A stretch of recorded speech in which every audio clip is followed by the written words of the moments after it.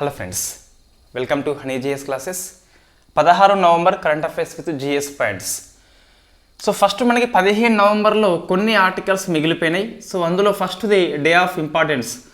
మనం 15 నవంబర్ 2021 ఈ బిర్సా ముండా బర్త్డే అని చెప్పేసి ఒక క్లాస్ చేసి ఉన్నాము. హిస్టరీ పాయింట్ ఆఫ్ వ్యూలో మోడర్న్ హిస్టరీ కిందికి వస్తుంది, ట్రైబల్ ఉద్యమాలు అని చెప్పేసి లైఫ్ హిస్టరీ మొత్తం డిస్కస్ చేసినాము. సో నెక్స్ట్ ఈ 15 నవంబరు జన్ జాతి గౌరవ్ దివాస్ అని చెప్పేసి జరుపుకుంటాం. థీమ్ అయితే ఏమీ లేదు, బట్ మనకి 15 నవంబరు 2023 పిఎం మోడీ గారు మొత్తం మీద 3 స్కీమ్స్ని జార్ఖండ్ రాష్ట్రంలో లాంచ్ చేసిండు. అందులో ఫస్ట్ది 15వ విడత పిఎం కిసాన్ స్కీమ్. మన number of times PM Kisan scheme discuss చేసినాం. ప్రతి ఇయర్లో మనకి 2 టైమ్స్ వస్తుంది. 14వ విడత డిస్కస్ చేసినాం. సో అంతకుముందు ఇన్ఫ్యాక్ట్ 13th మనం డిస్కస్ చేసినాం. సో మళ్ళీ ఇక్కడ అవసరం లేదు. సో నెక్స్ట్ చూస్తే పీవీటీజీ మిషన్ అని చెప్పేసి వార్తల్లో ఉన్నది. ఇది మనం ఆల్రెడీ నవంబర్ 14th క్లాస్ చేసి ఉన్నాము పీవీటీజీ మిషన్ని. సో పిఎం మోడీ గారు ఉలిహత్ ప్రాంతంలో స్టార్ట్ చేసిండు. సో 75 పీవీటీజీలు ఉంటాయి. పీవీటీజీ అని చెప్పేసి ఎవరు వర్గీకరణ చేస్తారు, ఏ అంశాల ఆధారంగా వర్గీకరణ చేస్తారు, ఏ రాష్ట్రంలో ఎక్కువ అని చెప్పేసి డిస్కస్ చేసినాం మనము. సో ఇక్కడ మళ్ళీ అంత అవసరం లేదు. బట్ ఇవి రెండు కూడా ఇక్కడ మనకి సో ఉలిహత్ ప్రాంతంలో అని చెప్పేసి ఆ ప్రాంతం పేరు గుర్తుపెట్టుకోవాలి. ఇది ప్లేసెస్ న్యూస్ కిందికి వస్తుంది. ఎందుకోసము అంటే ఉలిహత్ ప్రాంతాన్ని విజిట్ చేసిన first prime minister of India మన మోడీ గారు, first president of India last ఇయర్లో ద్రౌపది ముర్ము గారు. ఉలిహత్ ప్రాంతం అనేది బిర్సా ముండా యొక్క జన్మస్థలం అని చెప్పేసి పిలుస్తాం. నెక్స్ట్ ఇంకొక గవర్నమెంట్ స్కీమ్ లాంచ్ చేసిండు. సో 15 నవంబర్న విక్షిత్ భారత్ సంకల్ప్ యాత్ర అని చెప్పేసి ఉన్నది. సో విక్షిత్ భారత్ సంకల్ప్ యాత్ర అని చెప్పేసి ఇన్ఫ్యాక్ట్ ఇది ఉలిహత్ ప్రాంతంలో కాదు, జార్ఖండ్లో ఉన్న ఖుంటి ప్రాంతం దగ్గర. అంత మనకి అవసరం లేదు, ప్రాంతం ఎవరు అడగరు, రాష్ట్రం పేరు గుర్తుపెట్టుకోవాలి, జార్ఖండ్ అని చెప్పేసి మనకు లాంచ్ చేయడం జరిగింది. సో మనకి ఇవి రెండు డిస్కస్ చేసినాం కదా. ఇప్పుడు ఇదేంటంటే విక్షిత్ భారత్ సంకల్ప్ యాత్ర అంటే ప్రతి ప్రభుత్వ కార్యక్రమము రీచింగ్ ది లాస్ట్ మైల్, చివరి వరకు వెళ్ళాలని చెప్పేసి ఎడ్యుకేషన్ చేయాలి, అవేర్నెస్ కల్పించాలని చెప్పేసి ఈ స్కీమ్ లాంచ్ చేయడం జరిగింది. గవర్నమెంట్ స్కీమ్స్ మీద మనకి సో ఫస్ట్ ఇన్ఫర్మేషన్ అందించాలి, తర్వాత ఎడ్యుకేషన్ అందించాలి, తర్వాత కమ్యూనికేషన్ కోసం అని చెప్పేసి ఈ స్కీమ్ లాంచ్ చేయడం జరిగింది.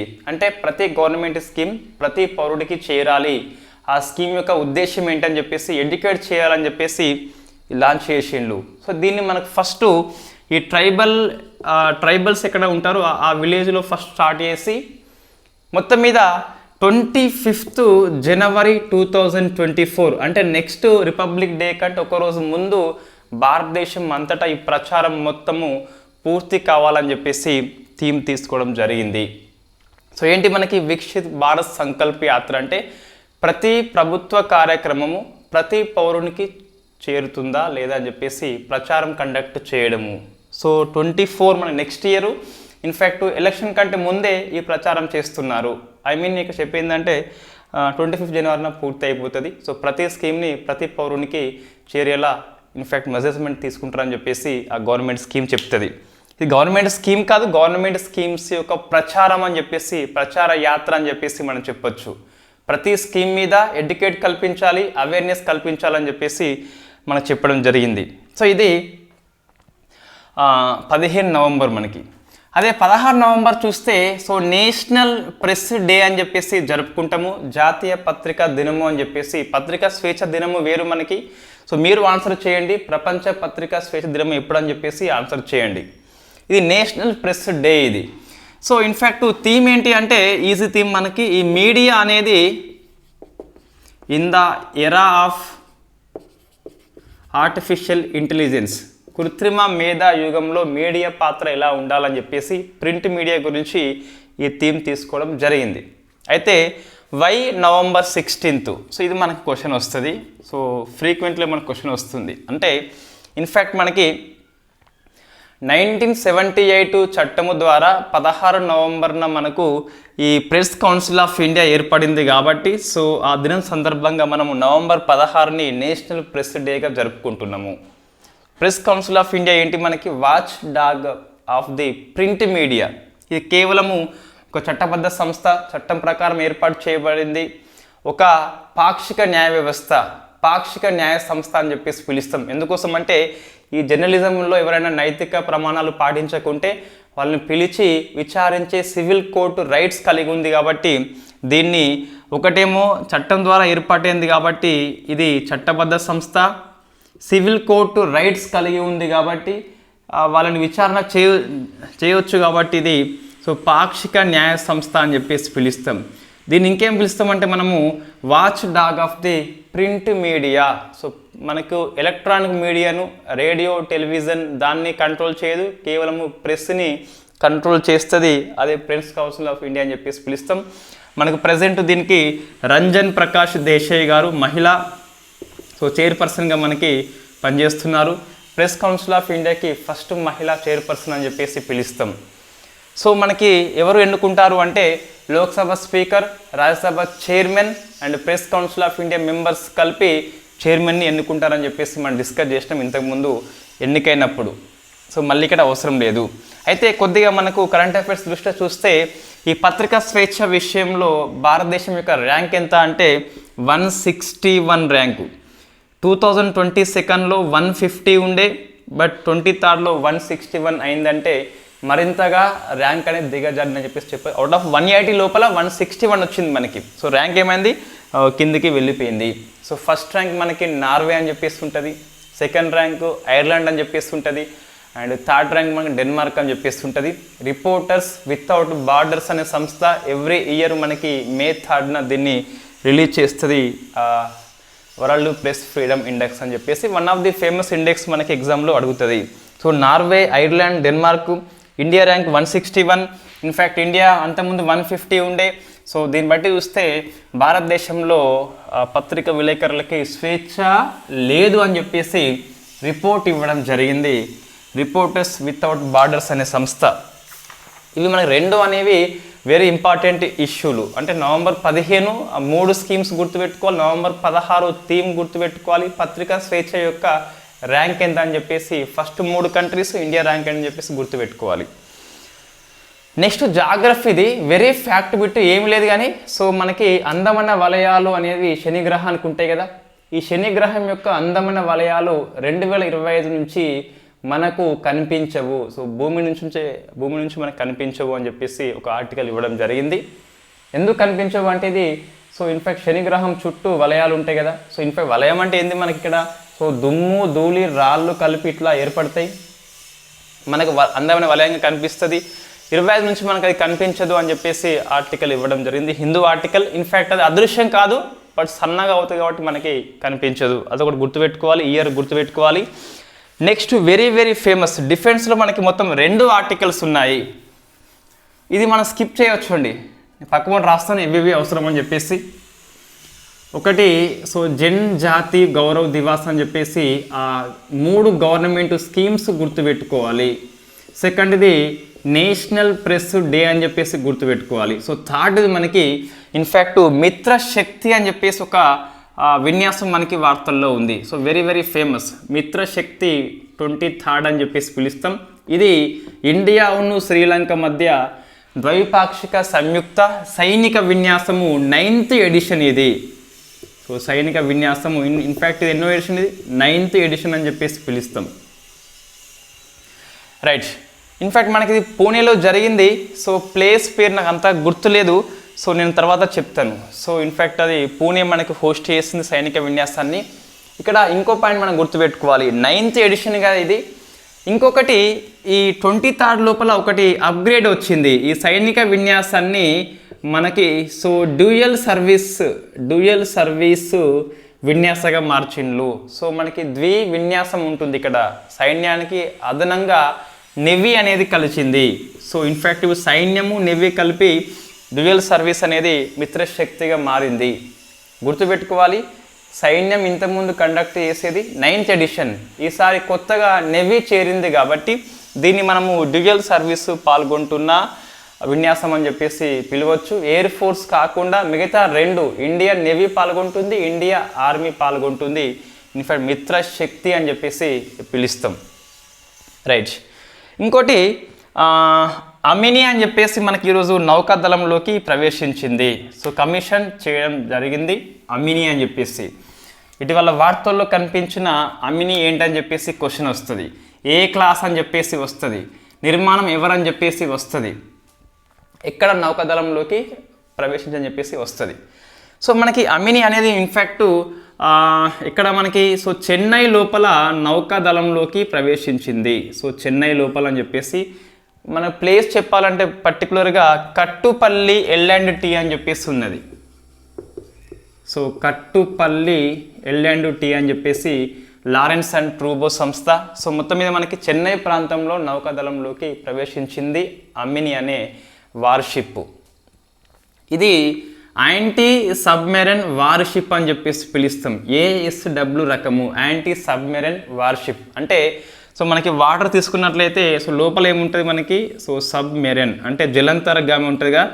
ఇది 2 రకాల పనులు చేస్తుంది అమిని వచ్చేసి. ఏంటిదంటే మనకి సో ఫస్ట్ ఆ సబ్మెరైన్ని శత్రువులు ఉంటే దాన్ని డిటెక్ట్ చేస్తుంది, అంటే నిఘా చేస్తుంది. తర్వాత ఇన్ఫ్యాక్ట్ యుద్ధం చేస్తుంది. సో నిఘా అండ్ న్యూట్రలైజ్ అని చెప్పేసి పిలుస్తాం, అంటే చంపేస్తుంది. నిఘా చేస్తుంది, తర్వాత మనకు దాడి చేస్తుంది. సో దీన్ని ఇన్ఫ్యాక్ట్ నెవీ భాషలో మనం దాడి అనకుండా న్యూట్రలైజ్ అని చెప్పేసి పిలుస్తాం. ఆ సబ్మెరైన్ని ఈ యాంటీ సబ్మెరైన్ వార్షిప్ అనేది చంపేస్తుంది, కాబట్టి దీన్ని న్యూట్రలైజ్ అని చెప్పేసి పిలుస్తాం. సో 2 రకాల మనకి పనులు ఉన్నాయి. ఒకటి డిటెక్షన్ అంటే కనిపెడుతుంది ఎవరు వచ్చిందని చెప్పేసి, నిఘా చేస్తుంది, అండ్ న్యూట్రలైజ్ చేస్తుంది అంటే దాడి లేదా ధ్వంసం చేస్తుంది అమిని అనే యాంటీ సబ్మెరైన్ వార్షిప్. మొత్తం భారతదేశానికి సో ఇన్ఫ్యాక్ట్ 8 అవసరం ఉంటాయి యాంటీ సబ్మెరైన్ వార్షిప్లు. ఇది 4వది అని చెప్పేసి పిలుస్తాం, ఇది 4th. అచ్చా ఇది ఏ క్లాస్ అంటే మనకి ఇన్ఫ్యాక్ట్ అర్నాలా క్లాస్ అని చెప్పేసి పిలుస్తాం. ఏంటి అర్నాలా క్లాస్ అంటే ఈ 8 షిప్పులలో అర్నాలా ఫస్ట్ కాబట్టి మిగతా వాటిని అర్నాలా క్లాస్ అని చెప్పేసి పిలుస్తాం. ఈ అర్నాలా క్లాస్ అనేది మనకు దేని యొక్క రిప్లేస్మెంట్ అంటే అబ్బాయి అని చెప్పేసి ఉన్నది. సో ఇది కూడా యాంటీ సబ్మెరైన్ వార్షిప్పే. ఈ అబ్బాయి యొక్క రిప్లేసే ఈ 8 యాంటీ సబ్మెరైన్ వార్షిప్లు. సో మన ప్రశ్న వస్తుంది, అర్నాలా క్లాస్ దేనికి రిప్లేస్మెంట్ అంటే అబ్బాయి అనే క్లాస్కి రిప్లేస్మెంట్. సో ఇది అర్నాలా మనకి 1 అయిపోయింది. ఇటీవల మనకి అన్రోత్ అని చెప్పేసి ఇన్ఫ్యాక్ట్ 3వది. 4వది ఏంటి మనకి అమీన్ అని చెప్పేసి ఉన్నది. సో మరి 2వది ఏంటి మనకి అంటే ఇన్ఫ్యాక్ట్ అన్రోత్ తర్వాత అంజదీప్ అని చెప్పేసి ఉన్నది. సో ఇన్ఫ్యాక్ట్ ఫస్ట్ ఏంటి అర్నాలా, సెకండ్ది అంజదీపు, థర్డ్ది అన్రోతు, 4th అమీని. ఈ అంజదీపు అన్రోతు ఇవన్నీ 2 కూడా కరెంట్ అఫైర్స్ మనకి ఇదే ఇయర్లో వచ్చినాయి. మే మాసంలో చూస్తే మనకి అన్రోత్ అని చెప్పేసి వచ్చింది. మొత్తం మీద అర్నాలా సెకండ్ది అన్రోతు, థర్డ్ది అంజదీప్ అని చెప్పేసి ఉన్నది. 3rd ఇది 4th. So Arnala 1, second అన్రోతు, 3rd అంజదీపు, 4th అమీని అని చెప్పేసి మొత్తం 4 మనకి నౌకాదళంలోకి ప్రవేశం చెందినాయి. సో 4 కూడా మనకి garden reach ship builders engineers and సంస్థ కోల్కత్తాలో ఉంటుంది, నిర్మించింది. మొత్తం 8 అవసరము, 4 అయితే మనకి పూర్తి అయిపోయినాయి. ఇది అర్నాలా క్లాస్ అని చెప్పేసి పిలుస్తాం. అర్నాలా క్లాస్ అనేది అభయ్ క్లాస్ యొక్క రిప్లేస్మెంట్ అని చెప్పేసి పిలుస్తాం. ఇవి 2 మన డిఫెన్స్ కిందకి వస్తాయి. 2 కూడా వెరీ వెరీ ఫేమస్. ఒకటి అమిని. ఏంటి అమిని మనకి, so anti submarine worship. 4th మిత్ర శక్తి అని చెప్పేసి మనకి వార్తల్లో ఉన్నది. ఇన్ఫ్యాక్ట్ శ్రీలంక అండ్ భారతదేశం యొక్క సైనిక విన్యాసము 23లో మాత్రము సైనిక విన్యాసంతో పాటు నేవీ కూడా కండక్ట్ చేయబడింది కాబట్టి ఇది అప్గ్రేడ్ చేయబడింది. సో డ్యూయల్ సర్వీస్గా మారింది అని చెప్పేసి గుర్తుపెట్టుకోవాలి. Next science and technology others కిందకి వస్తుంది. ప్రపంచంలోనే తొలి వేగవంతమైన ఇంటర్నెట్ని చైనా ఆవిష్కరించింది. సో మనకు ఏంటి వేగవంతమైన ఇంటర్నెట్, సో ఎవరు అంటే చైనా. కాబట్టి మనం స్పీడ్ గుర్తుపెట్టుకోవాలి. ఎందుకోసం అంటే ఇన్ఫ్యాక్ట్ రికార్డు కాబట్టి 1.2 TB/s అని చెప్పేసి ఉన్నది. సో ఇన్ఫ్యాక్ట్ 1200 GB వస్తుంది. సో మనకి 1 TB అంటే ఇన్ఫ్యాక్ట్ 1000 GB అని చెప్పేసి పిలుస్తాం డెసిమల్ సిస్టమ్ లోపల, లేకుంటే 1024 GB అని చెప్పేసి పిలుస్తాం. ఇన్ఫ్యాక్ట్ ఇదేమో మనకి బైనరీ సిస్టమ్ అని చెప్పేసి ఉంటుంది. సో మనకి ఆ కంప్యూటర్ యొక్క డెవలపర్లు దేన్ని ఉపయోగించినారన్న బట్టి డిపెండ్ అయి ఉంటుంది. ఇది 1000 GB కరెక్టే, 1024 GB కరెక్టే, ఇది డెసిమల్లో, ఇది బైనరీలో. ఇది ఎగ్జామ్లో కొన్నిసార్లు వస్తుంది. 1 GB ఈజ్ ఈక్వల్ చూస్తే 1000 MB ఉంటుంది, సో లేదా 1024 MB అని చెప్పేసి ఉంటుంది. నెక్స్ట్ ఇన్ఫ్యాక్ట్ 1 MB చూస్తే 1000 KB లేదా 1024 KB అని చెప్పేసి ఉంటుంది. 1 KB is equal to 1000 bytes లేదా ఇన్ఫ్యాక్ట్ 1024 బైట్స్ అని చెప్పేసి ఉంటుంది. సో ఇది మనకు కొన్నిసార్లు ఎగ్జామ్లో వస్తే రావచ్చు. ఎస్, ఇవి రెండు కరెక్టే, depend on the computers developers ఏ సిస్టమ్ని ఉపయోగించినారని బట్టి ఈ వాల్యూ డిపెండ్ అయి ఉంటుంది. నేను చెక్ చేసిన కరెక్టే ఇది. రైట్, నెక్స్ట్ యూకే ప్రభుత్వం ఒక రికార్డ్ సృష్టించింది. సో అది మనకు కూడా ఎగ్జామ్లో ఇంపార్టెంట్. వెరీ ఫస్ట్ టైం ఈ సికిల్ సెల్ ఎనిమియా తలసేమియా కోసం అని చెప్పేసి ఒక జీన్ థెరపీ, జన్యు చికిత్సని వెరీ ఫస్ట్ టైం ఆవిష్కరణ చేసింది కాబట్టి అది very very important. So fifth మనకి చైనా అయితే వార్తల్లో ఉన్నది ఇంటర్నెట్ విషయంలో. సో సిక్స్త్ ఏంటి మనకి యూకే ప్రభుత్వం వార్తల్లో ఉన్నది జన్యు చికిత్స వెరీ ఫస్ట్ టైం ఆవిష్కరణ చేసింది దేనికోసము అంటే 2 వ్యాధుల కోసము. ఇది మనకు ఈనాడు ఆర్టికల్ వెరీ ఫేమస్. ఒకటి తలసేమియా వ్యాధి, 2 సికిల్ సెల్ వ్యాధి. సో రెండింటి కోసం అని చెప్పేసి యూకే ఇన్ఫ్యాక్ట్ జన్యు చికిత్సని very first time so gene therapy అని చెప్పేసి పిలుస్తాం ఆవిష్కరణ చేసింది. ఇంతకుముందు మనకు కేవలము స్టెమ్ సెల్ ట్రాన్స్ప్లాంట్ అని చెప్పేసి పిలుస్తాం, లేదా ఎముక మార్పిడి అని చెప్పేసి పిలుస్తాం. సికిల్ సెల్ వాళ్ళకి అదే ఉన్నది. తలసేమియా వాళ్ళకి రక్త మార్పిడి చేసేవాళ్ళు. ఇవి రెండూ కాకుండా సో ఒకసారి మనకి జన్యు చికిత్స చేస్తే లోపాలు సవరణ చేస్తే మళ్ళీ ఇది రాదని చెప్పేసి వెరీ ఫస్ట్ టైం ఆవిష్కరణ కాబట్టి క్వశ్చన్ వస్తుంది యూకే సైంటిస్ట్ అని చెప్పేసి గుర్తుపెట్టుకోవాలి. సో ఫస్ట్ మనకి సికిల్ సెల్ అంటే అర్థం ఏంటి అంటే వీళ్ళ లోపల ఇది జన్యుపరంగా వస్తుందండి. అంటే ఏంది, సో వారసత్వంగా వచ్చే రక్త రుగ్మత. So one of the blood disorder ఇది వారసత్వంగా మనకి వస్తుంది. ఇన్ఫ్యాక్ట్ దీనిలో హిమోగ్లోబిన్ అయితే సో విభిన్న లక్షణాలు కలిగి ఉంటుంది. దాన్ని ఎస్ లక్షణం అని చెప్పేసి పిలుస్తాం. దీని కారణంగా మనకి ఆర్బీసీ అనేవి సో కొడవలి ఆకారంలో, చంద్రవంక ఆకారంలో ఉంటాయి అని చెప్పేసి దాన్ని సికిల్ సెల్ ఎనిమియా అని చెప్పేసి పిలుస్తాం. దీనికి చికిత్స లేదు, కేవలం మనకు సో ఇన్ఫ్యాక్ట్ ఆ స్టెమ్ సెల్ ట్రాన్స్ప్లాంట్ చేయొచ్చు, లేకుంటే ఎముక మధ్య మార్పిడి అని చెప్పేసి ఉంటుంది.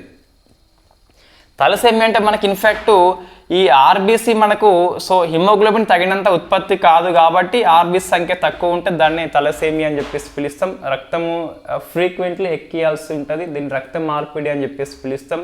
చికిత్స లేదు కాబట్టి రెండింటి కోసం అని చెప్పేసి యూకే ప్రభుత్వము జన్యు చికిత్సని ఆవిష్కరణ చేయడం జరిగింది.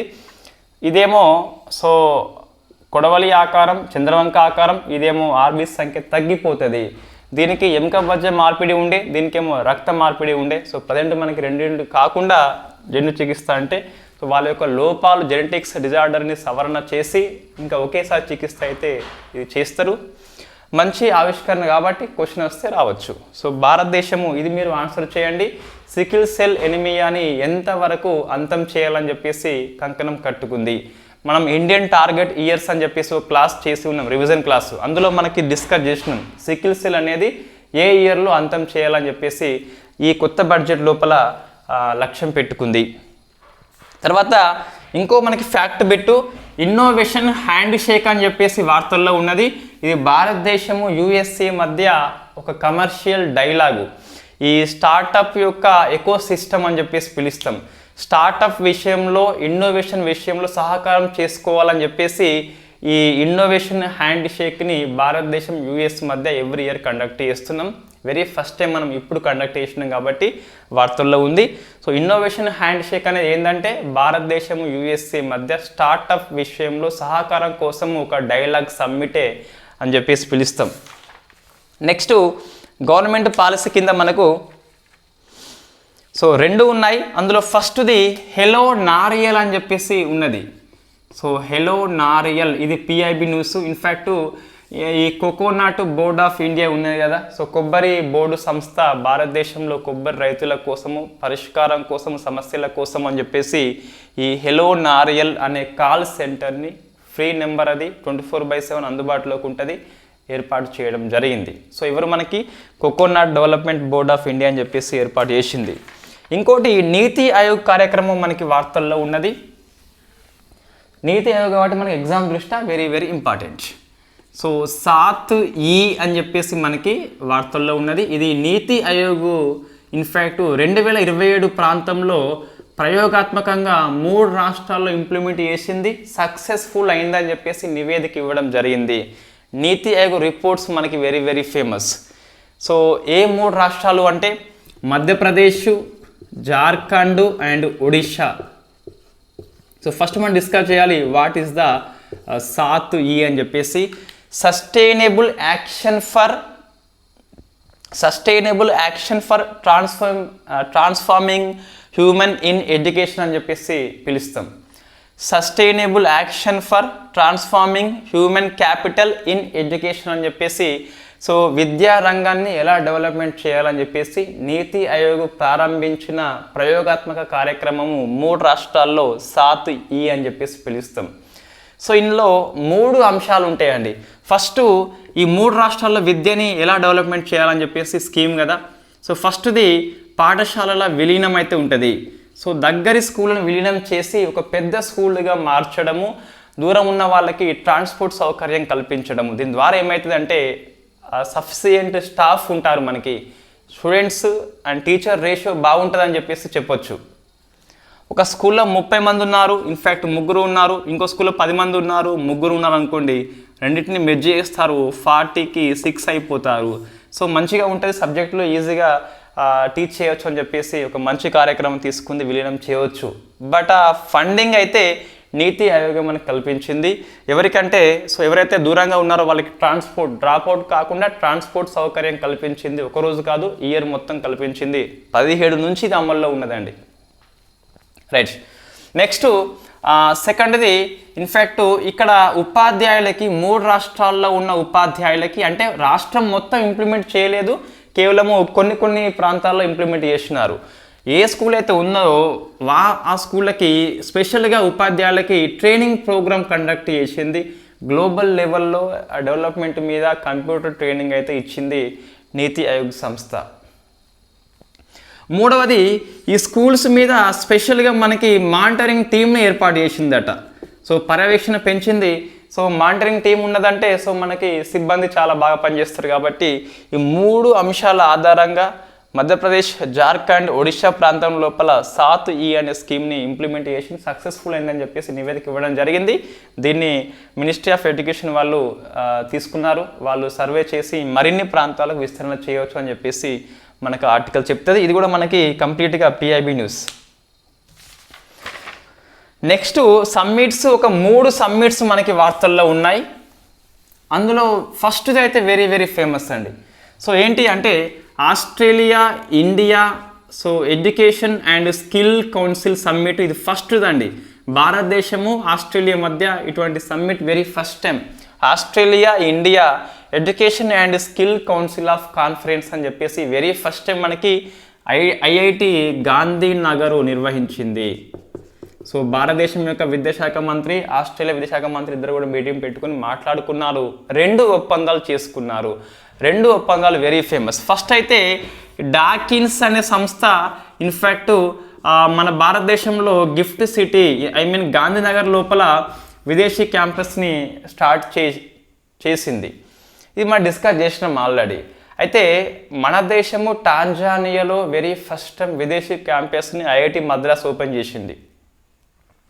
ఇప్పుడు ఏంటిది డకిన్స్ అనేది ఇన్ఫ్యాక్ట్ డికిన్స్ అనేది ఆస్ట్రేలియా సంస్థ. ఇది ఏర్పాటు చేసింది. దాంతోపాటు ఇంకోటి ఓలంగాంగ్ అని చెప్పేసి ఉన్నది. ఈ 2వ సంస్థ ఇక్కడే ఏర్పాటు చేసింది. సో ఓలంగాంగ్, డికిన్స్ అండ్ ఓలంగాంగ్ అని చెప్పేసి మన IIT మద్రాస్ అయితే టాంజానియాలో వెరీ ఫస్ట్ టైం ఏర్పాటు చేసింది. అక్కడ మహిళా డైరెక్టర్ ప్రీతి పనిచేస్తున్నది. ఫస్ట్ IIT మహిళ ఆమె. సెకండ్ ఒప్పందము మన IIT హైదరాబాద్ ఉన్నదండి. సో కాబట్టి ఇది గుర్తుపెట్టుకోవాలి. ఐఐటి హైదరాబాదును ఇన్ఫ్యాక్ట్ అక్కడ ఒక సంస్థ ఉన్నది మోనాష్ విద్యాలయం అని చెప్పేసి, ఇది ఆస్ట్రేలియా సంస్థ. ఈ రెండింటి మధ్య మనకు ఈ క్రిటికల్ మినరల్స్ ఏవైతే ఉన్నాయో ఆ మినరల్స్ విషయంలో రీసెర్చ్ అండ్ డెవలప్మెంట్ కోసం అని చెప్పేసి ఒక ఒప్పందం జరిగింది. సో మోనాష్ విద్యాలయము ఐఐటి హైదరాబాద్ మధ్య ఒప్పందం ఏంటి, క్రిటికల్ మినరల్స్ విషయంలో ఎటువంటి ఒప్పందం చేయాలి, రీసెర్చ్ ఎలా చేయాలని చెప్పేసి, డెవలప్మెంట్ ఎలా అని చెప్పేసి ఒప్పందం చేసుకోవడం జరిగింది. ఐఐటి హైదరాబాద్ ప్లస్ మోనాష్ గుర్తుపెట్టుకోవాలి, డికిన్స్ అండ్ వోలంగంగ్ అని చెప్పేసి గుర్తుపెట్టుకోవాలి. డికిన్స్ అందులో వెరీ ఫేమస్, భారతదేశంలో ఏర్పాటు చేయబడ్డ మొట్టమొదటి విదేశీ క్యాంపస్.